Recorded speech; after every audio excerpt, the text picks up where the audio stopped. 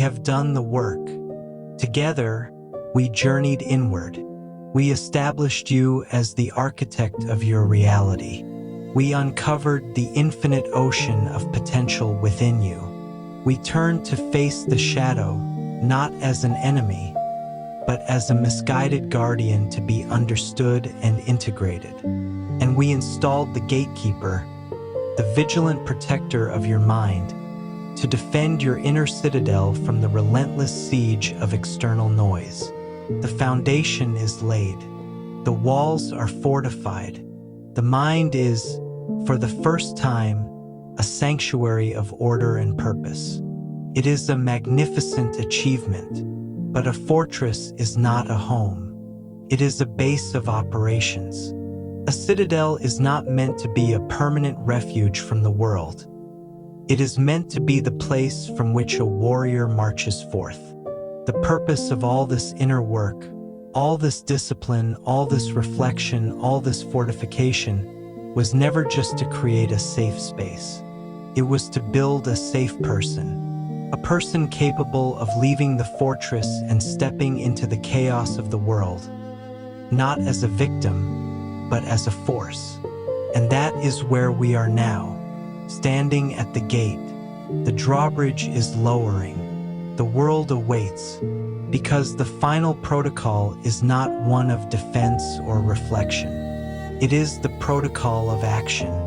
It is the protocol for the arena. The arena is not a physical place. It is any moment you choose to transform your private thoughts into public reality. It is launching the business.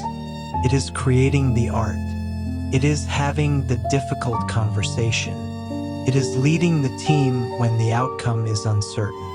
It is raising your hand in a meeting to voice an unpopular but necessary truth.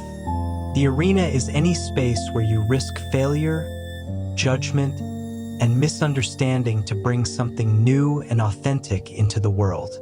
And it is terrifying. The moment you step into the arena, you are exposed.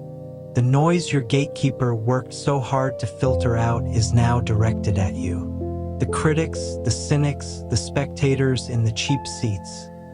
Their voices are loud. Your integrated shadow, once a whisper, now finds echoes in the crowd, screaming your deepest insecurities back at you. This is the ultimate test. It is the moment where all our theory, all our philosophy, must become praxis. To survive and thrive here requires a new set of rules. Not rules of defense, but rules of engagement. First, the price of admission is vulnerability. There is no way to enter the arena without being willing to get hit.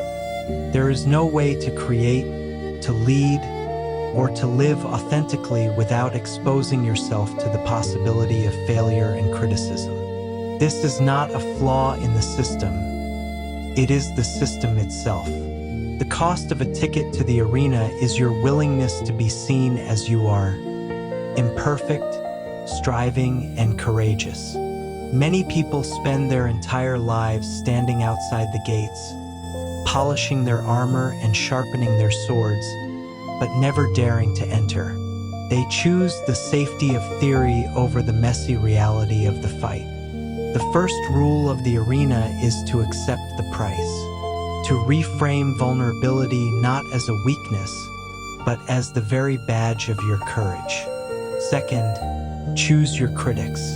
The roar of the arena is deafening, but not all voices are equal. The gatekeeper's job now evolves. It must learn to distinguish between the two types of critics. There are those in the cheap seats, the anonymous, the cynical, the ones who have never dared to enter the arena themselves. Their only skill is to tear down what others build.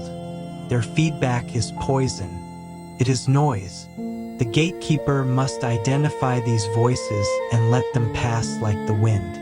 But then, there are the others, the ones with dust on their faces and scars on their arms. They are your fellow gladiators. They are the mentors, the peers, the builders who know the taste of both victory and defeat because they are also in the arena. Their criticism is a gift. It is data forged in the fire of experience. These are the only voices that matter.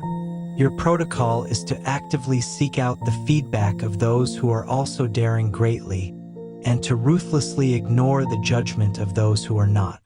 And finally, the most important rule of all, the scoreboard is internal. When you are in the arena, the crowd will try to tell you if you are winning or losing. They will cheer. They will boo. They will tell you that you have succeeded. They will tell you that you have failed. This is the great illusion.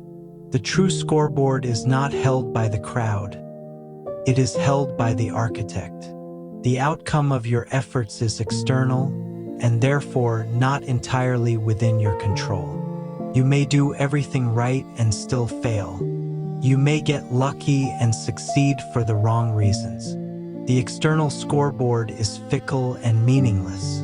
The internal scoreboard, however, is yours alone. It does not measure victory or defeat.